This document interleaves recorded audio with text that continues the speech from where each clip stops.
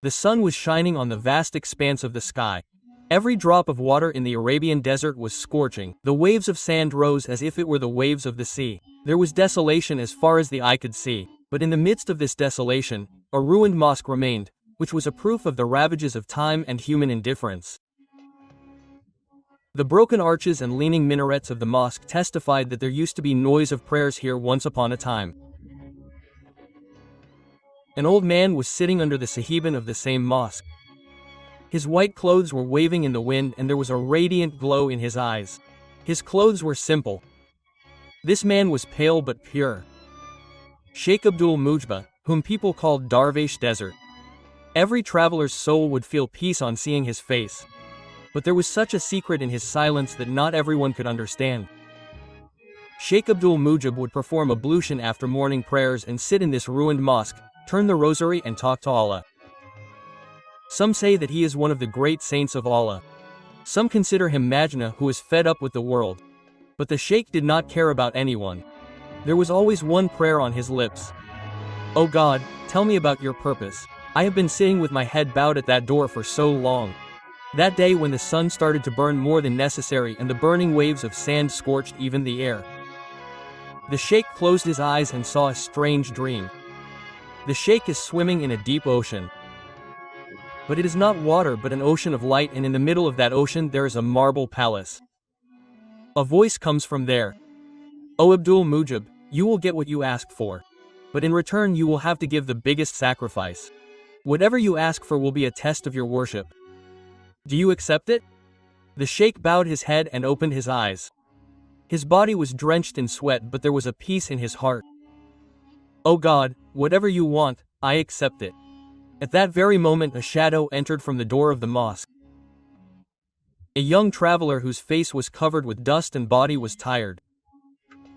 The Sheikh smiled and called him to him. "Son, where are you coming from and where do you intend to go?" "Sir, I am coming since evening. I lost my way. I am hungry and thirsty. I could not find any inn. May Allah reward you for the shelter you gave me." The Sheikh took out an old tiffin. It contained dry bread and some dates. He offered it to him and also a jug of water. The traveler ate it satiatedly. Then he started crying bitterly. "Why are you crying, O son?" The Sheikh looked at him with deep eyes. "What is your wish, sir?" "I love the daughter of a king. Not love of sight but love of heart. But I know that I am not worthy of this. That is why I pray to Allah that either He frees me from this love or He does some miracle." The Sheikh closed his rosary and raised his eyes towards the sky. "O Rabbi, is this the test for which you have chosen me?" The traveler looked at the Sheikh in surprise. The Sheikh held his hand and said, "Son, if this love is pure, then have faith, Allah will open the way. But are you ready to make every sacrifice in the path of Allah?" "Yes, Hazor." "Then listen, this dervish will take you on that path, from where your fate will change. But first you will also have to pass a test." Quote. The traveler bowed his head, and with this the first door of this mysterious story opened. At night, when the cold winds of the desert started blowing and the sky was filled with stars, the Sheikh fell in prostration and prayed to Allah. "O Lord, if this is the path in which you have your pleasure, then give me strength so that I can see your miracle for this boy." And the next day the Sheikh announced that he would go to the court of the Sultan and beg. But what he would ask for would not be zakat or sadaqah. Rather, it would be the daughters of the king. People were surprised. They used to make fun of him. "The old Faqeer has gone mad. He asks for the king's daughter in alms." But the Sheikh would smile and say that whatever is asked for in the name of Allah is not impossible. And from here began that journey which would combine love, a test and a spiritual purpose to create such a surprising incident that every person's eyes would become moist. Next morning, when the first ray of the sun fell on the desert sand, Sheikh Abdul Mujib had already performed ablution and offered 2 rakats of Ishraka namaz. There was a calmness on his face, but there was a determination in his eyes, an attraction which is not seen in any ordinary person. He took that young traveler along and started walking on the hard sand of the desert with the help of a stick. As soon as he entered the city, people were surprised to see the dervish. With his white beard, bare feet and rosary in his hand, every person would bow his head and salute him. But when the sheikh announced that he was going to beg in the sultan's court, the same surprise and mockery started again. "What alms are you going to beg for, Sheikh Sahab?" The king's daughter Sheikh replied smilingly. People laughed. Some said that perhaps he has fallen in love in his old age. The sheikh did not stop. He kept walking towards the palace with the young man. As the sheikh came closer to the palace, the army commanders and ministers gathered there. The sultan's guard tried to stop him, but the city's senior scholars intervened. "This is Sheikh Abdul Mujib." The sultan himself consults with the spiritual personality of the city. The sheikh was brought inside the palace. The sultan was sitting on his throne. He had a rosary in his left hand and a Persian book in his right hand. When he saw the sheikh coming, he came down from the throne. "Hazur Sheikh, you are here?" The sultan said politely. "Salam alaikum ya sultan." The sheikh replied, "If you need anything, a gesture is enough." The sheikh looked here and there. Then standing right in front of the sultan, he said, "O sultan, I have come to beg." The sultan smiled and said, "Order me to place half of my treasure at your feet." "No, I don't want a waterfall, land, palace or treasure. I have come to beg for your daughter." Quote. The entire court fell silent. Some laughed loudly, some expressed regret at this mockery of worship. But the sultan's eyes filled with tears. He said, "Hazur Sheikh, are you joking or is it some spiritual sign?" "Is this a spiritual sign or sultan? By the order of Allah, I am asking for your daughter for this young traveler." Quote. The sultan's eyes fell on that young man. There was modesty in his eyes. His head was bowed. Then he looked at his ministers. They were all stunned. "Sheikh, do you know who this young man is?" "Yes, a traveler who is in love, but that love is pure." The sultan took a deep breath. "Sheikh, if this request had been made by someone else, I would have laughed and refused. But I am forced to think on your request. But my daughter is not an ordinary girl. She has taken your teachings since childhood. She walks on the path of God. Will she agree?" The sheikh said, "O Sultan, if you allow me, I would like to talk to your daughter myself." The sultan was surprised but agreed. For the first time a sheikh was getting so much respect that he could talk to the sultan's daughter openly. The sheikh was taken to the harem. There, behind a curtain, the sultan's daughter Sayyida bint Abdul Kahir was present. There was a softness in her voice and the words were, "Assalamu alaikum ya sheikh walaikum salam." "O daughter, I have come with a strange request. A Faqeer has come to beg for you. But you do not want wealth." Sayyida remained silent for some time. Then she said, "Is that person religious?" "Yes daughter, he loves you but by staying within limits, his eyes have never become haram. He wants to marry you but for the sake of Allah." Sayyida took a deep breath. Then she said, "O Sheikh, if this is Allah's order, then I accept it. But I have one condition." "What is the condition, daughter?" "That person will have to pass 3 tests. If he is patient, brave and respectable, then he will have to go through 3 tests. I will hold his hand only if he succeeds in religion." The sheikh smiled and said, "I accept your condition. O daughter, Allah is the witness. Now this is not love but a trust." The next day the sultan called all the nobles, chieftains and ulema. A big gathering was held in the courtyard of the palace. The sultan announced, "Today a strange request has been presented in this court. A Faqeer has begged for my daughter for a young traveler." Then he said, "This princess has set 3 tests. If this young man succeeds in all 3, then the marriage will be done." Whispering started among the people. Some said this is an insult to the daughter of the sultan. Some said this is the will of Allah. It cannot be stopped. The sheikh raised his rosary and said that whatever is asked in the name of Allah is not rejected. There was silence in the court. There was a light of faith and peace in the eyes of Sheikh Abdul Mujib, while there was a sparkle of surprise and amazement in the eyes of all the people present. Sultan Abdul Kha had declared that the marriage of Princess Sayyida bint Abdul would take place only if the young traveler would pass 3 tests. The first test would be the test of patience. The Sultan declared, in this first test, the young man would be put through such circumstances where patience would be difficult even for a spiritual man. He would not get rest, nor food on time, nor would he be allowed to talk to anyone.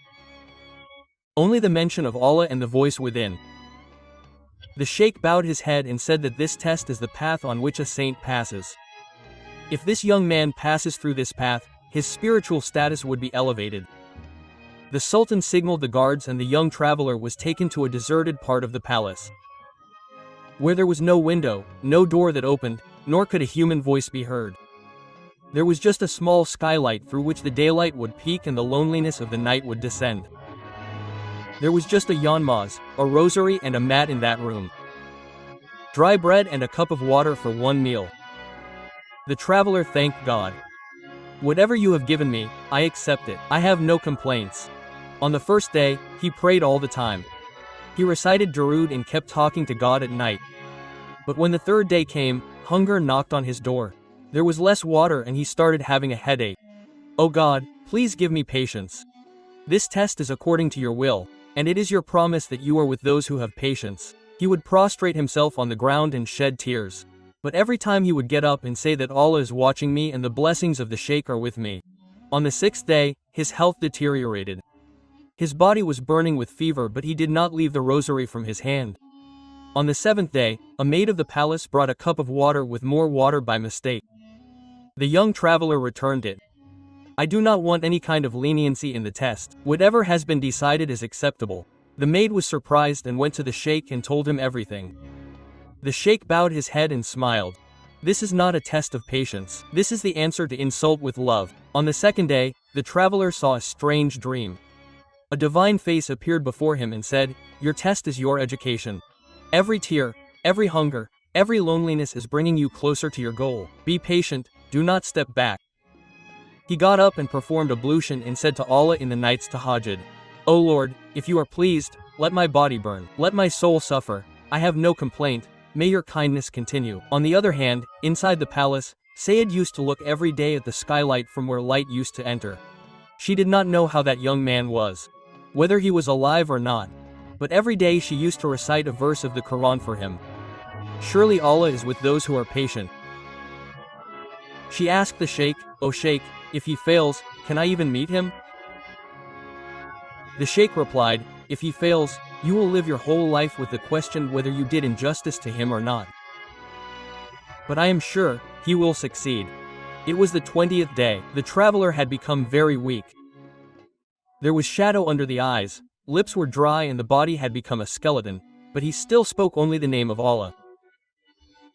The Sheikh and the Sultan themselves entered the room.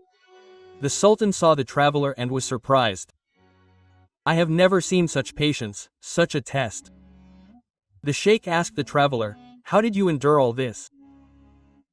The traveler replied, my God was with me and I was sure that he was watching my patience. The Sultan wiped his tears and announced, this young man has passed the first test. Allah is the witness. His patience is more pure than the love of all of us. The next day people were gathered in the court. The Sultan announced in front of everyone, the young man who had become a joke of all you smugglers, today has shown such patience which can become an example of a prophet. People's eyes filled with tears. Many ministers bowed their heads. A mufti said, if this young man succeeds in the second test as well, then Sahidah will surely be his destiny. Sahidah prayed from behind the curtain. O God, keep him safe and write my trust in my destiny. After the Sultan's announcement, everyone present in the court had their eyes on the young traveler who had presented such a scene of patience that it crossed the limits of human courage. But now a new test was waiting for him, the test of bravery. Sultan Abdul Qah's announcement. In this second stage, this young man will be put through such a scene where his physical and spiritual courage will be tested. He will be sent to that rugged valley where there are desert robbers, barbarians and a tribe burning with the flames of rebellion. Sheikh Abdul Mujibur bowed his head and said, Shujat is not just about sword fighting, it is about inner strength. Courage of heart, faith in eyes and purity of intention is the true bravery. The traveler was sent with an old horse and some roadies towards that place which was famous as Wadi Kaf. It was said that no one returns from there, nor any enemy survives.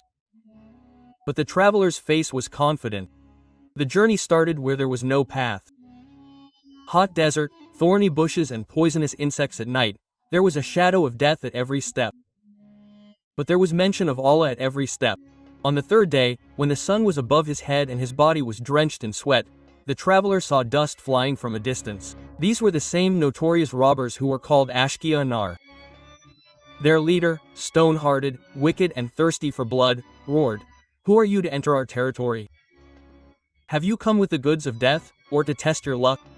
The traveler replied simply, "I am neither a merchant, nor do I claim to be brave. I am a dervish who has to complete his test. Give me way." The robbers started laughing, but their leader became very serious. "These eyes do not lie, they have the fire of flames, which every martyr recognizes. If you are truthful, then fight with this fiery sword." The traveler took a wooden stick in his hand, the same one which the sheikh had given him when he was sending him off. The leader took out his sword and attacked. But the traveler gave only one blow. The leader's sword fell far away. "I have not come to fight, but if the need arises, I will not step back in the path of God." The robbers bowed their heads and retreated. The leader said, "You are honest, go ahead, your path is open, but what you will find ahead is even more wicked than us." On the fifth day he reached the valley of Guftar, a place full of beasts that imitated human voices. Dark dense forest and human voices coming from all sides. "Help, O servant of Allah! Save me!" Single quote. The traveler closed his eyes and read this verse of the Quran. Every voice fell silent, but in the next moment a beast pounced on him. The traveler stopped him with his stick and recited Ya Hayu Ya Qayyum Berhamtika's Astahit beast fell with a scream and silence spread in the forest. The lonely tribe and the face of rebellion. On the eighth day that tribe reached this place. The tribe which had rebelled against the Sultan's kingdom. The chief of the tribe got angry on seeing him. "Are you a spy of the Sultan or have you come with some other intention?" The traveler said, "I am neither a spy nor your enemy. But if you are against Hakka, then I will not remain silent." The people of the tribe surrounded him. But the truth of what the traveler said shook many hearts. He said, "If you fear Allah, then there is no blessing in rebellion. And if you want justice, then get the matter out through words, not with the sword." The chief said, "Your words are sharper than swords. We want protection from you." That day the tribe met the Sultan's palace again and sent a message to the Sultan. "We understood the words of that young man." After 10 days the traveler returned to the palace. His clothes were torn. There were marks of wounds on his body but the same confidence and light in his eyes. The Sultan looked at him and stopped. "Did you suppress the rebellion with blood or with wisdom?" The traveler replied, "It is not with blood but with words. The fear of Allah and the power of justice is greater than the sword." Sahidah heard from behind the curtain and thanked Allah. "O Lord, you kept him safe and strengthened my heart and faith." The Sultan announced in the court, "This young man is not only brave but also wise. His courage, his words and his mercy are his salvation." This second test was also completed successfully. The audience raised the slogan of Takbir. Allahu Akbar. The sounds of Allahu Akbar were echoing in the court. After the Sultan's announcement, every eye was on that young man who had set such examples in both the tests of patience and bravery that it was difficult to even imagine. But now the stage that was in front of him was the most delicate, the most disobedient and the one that would tear the heart. The test of love and sacrifice. When the Sultan announced that the third stage of the test would be taken from the depth of the soul, the reflections of surprise and regret were clearly visible on the faces of the courtiers. This time the young man will have to sacrifice his emotions, his heart's yearning and his desires. If love goes against the will of Allah, it becomes ibtala. Is this young man ready to sacrifice his love? Sheikh Abdul Mujibur took a deep breath and said, "This is the stage where even patience and courage sometimes fail.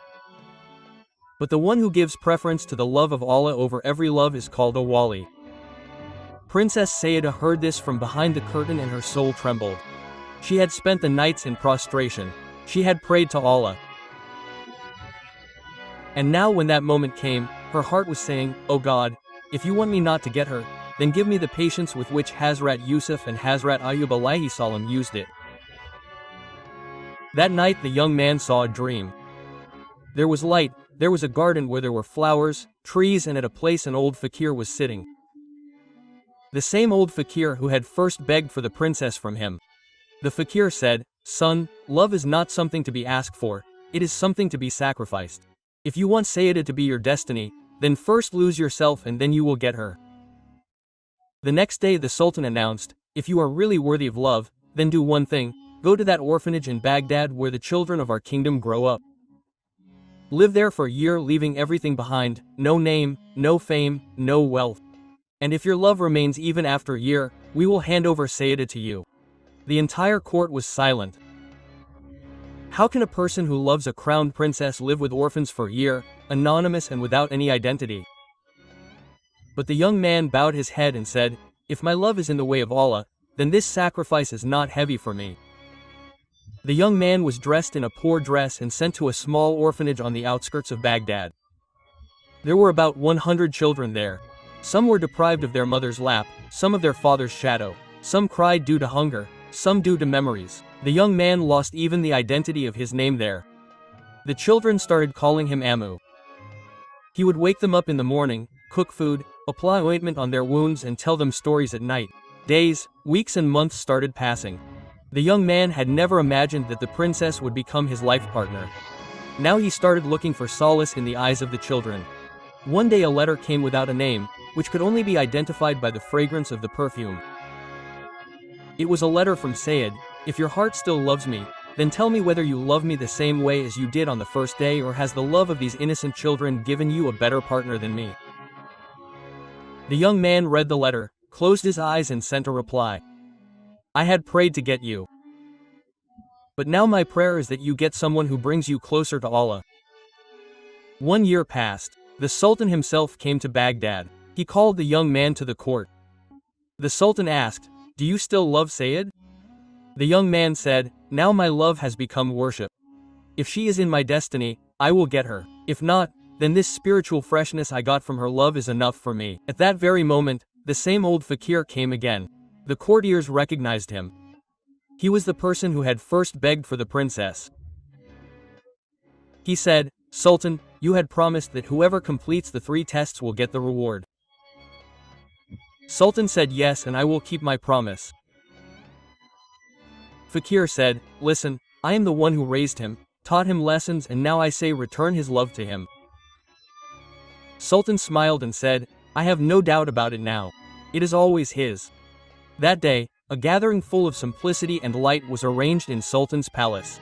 Sheikh Abdul Mujibur got the nikah done. Voices came from all sides. "Blessings be upon you. May light shower on this couple." Sayyida and the young man looked into each other's eyes. There was no pride in love, nor formality in sacrifice. It was just Allah's will. The nikah gathering was over. Princess Sayyida and the young man were now each other's. There was a wave of happiness in every corner of the court. But standing in the moonlight in a balcony of that palace, the eyes of the young man were searching for a fakir far away. The same old fakir who had laid the foundation of this whole story. "Where is he?" the young man asked the courtier. But he did not get any answer. No one knew who that fakir was. Where did he come from and where did he go? He could not sleep at night. The young man's soul was not at peace without seeing that old fakir. He was the one who had first begged for the princess. He was the one who had started the tests. One morning when the travelers of a caravan returning from Medina came to the palace, one of them said that we had seen an old fakir.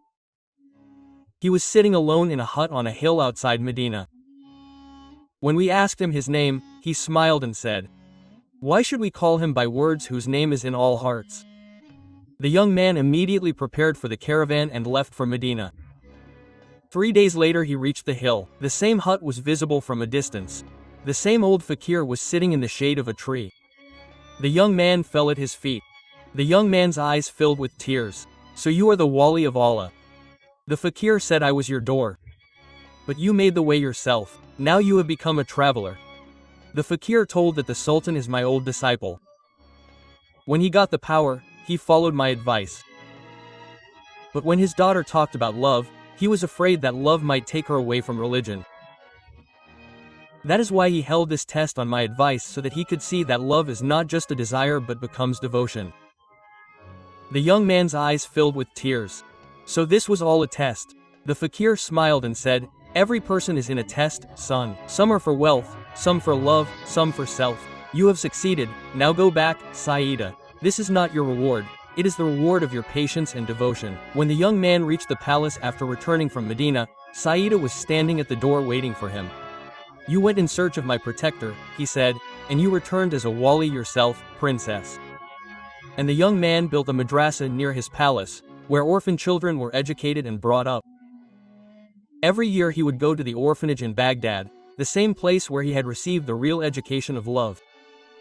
One day the Sultan came down from his throne and announced, "This young man taught me the meaning of throne. Love of subjects is greater than rule."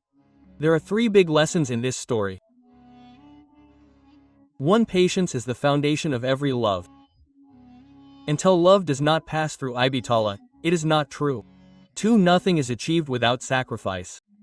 Only that thing which is sacrificed in the name of Allah becomes pure. 3. Spiritual love is the real love.